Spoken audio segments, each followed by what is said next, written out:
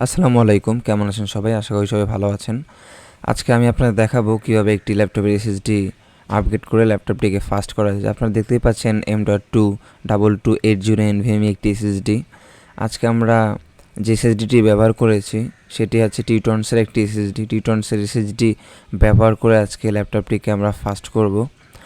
তাহলে চলুন দেখা যাক কীভাবে আমরা ল্যাপটপটিকে আজকে ফাস্ট করি।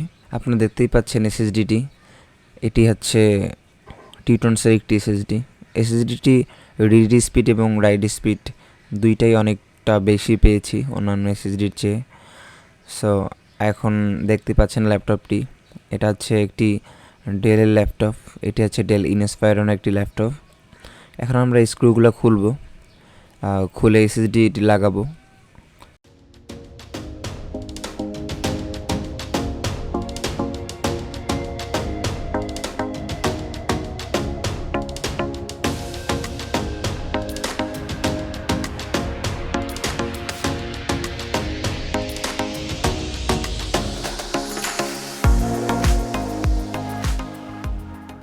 আপনারা দেখতেই পাচ্ছেন ল্যাপটপের স্ক্রুগুলো আমাদের খোলা হয়ে গেছে। এখন আমরা ল্যাপটপটি খুলবো। ল্যাপটপটি খোলার সময় খুব সাবধানে খুলতে হবে, কারণ লকগুলা কোনোভাবে যাতে ভেঙে না যায়। এটা একটু আমাদেরকে খুব সতর্কভাবেই খুলতে হবে খোলার সময়।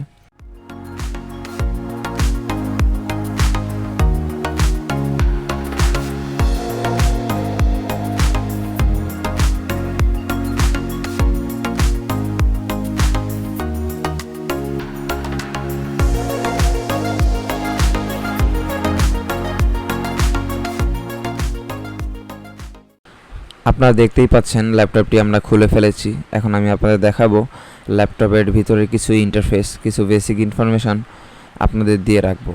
আপনারা দেখতেই পাচ্ছেন যে হার্ড ডিস্কটি, এটি হচ্ছে 1 TB একটি হার্ড ডিস্ক, এবং তার পাশেই দেখতে পাচ্ছেন আপনার ব্যাটারি, এবং ব্যাটারির পাশে রয়েছে যে আমাদের এসএসডি, যেটাই আমরা লাগিয়ে ফাস্ট করব সেই এসএসডি হচ্ছে স্লট। তারপরে হচ্ছে র্যাম স্লট, আপনারা চাইলে এক্সট্রা র্যামও লাগাইতে পারবেন, এবং তার পাশে রয়েছে ওয়াইফাই রিসিভারের যে কার্ডটি, এবং আপনারা দেখতেই পাচ্ছেন কুলিং ফ্যানের যে কুলিং সিস্টেমটি এটি দেওয়া রয়েছে।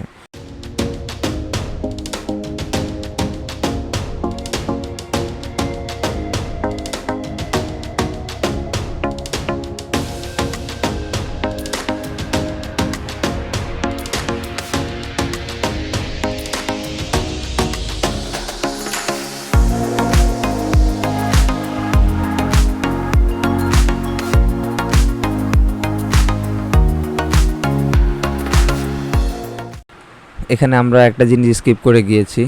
আজকে যে আমরা এসএসডিটি লাগিয়েছি এটা হচ্ছে টিউটনসের 256 GB একটি এসএসডি। এটি হচ্ছে M.2 NVMe একটি এসএসডি, এবং এটির মডেল নম্বরটি হচ্ছে 2280।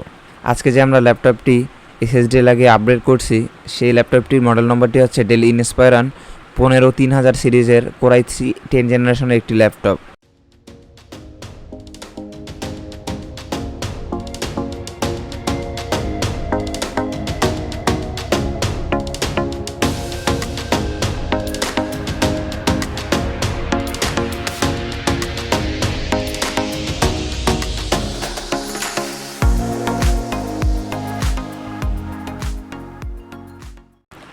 দেখতেই পাচ্ছেন এসএসডিটি লাগানো হয়ে গিয়েছে, এবং এসএসডির পাশে যে স্ক্রুটি আছে, অনেক সময় ল্যাপটপে এই এসএসডির পাশে এই স্ক্রুটি থাকে না, সেক্ষেত্রে আপনাকে এক্সট্রাভাবে এই স্ক্রুটি লাগাতে হবে।